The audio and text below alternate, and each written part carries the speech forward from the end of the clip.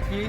Sementara kami MCS 214 bersama 223 dan Ibu Kasat dari Polres Boyolali izin membuat video klarifikasi tentang kejadian yang telah viral di media sosial kemarin. Untuk dari JMTO sendiri kami sudah mengupayakan kepada warga setempat.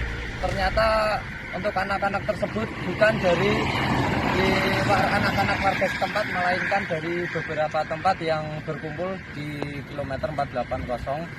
Untuk MCS dan rekan-rekan lain juga sudah mengoptimalkan observasi di titik-titik rawan anak-anak yang melakukan video tersebut, dan MCS juga sudah melakukan kembali untuk 30 menit sekali melakukan observasi, dan untuk kelanjutan akan lebih mengoptimalkan.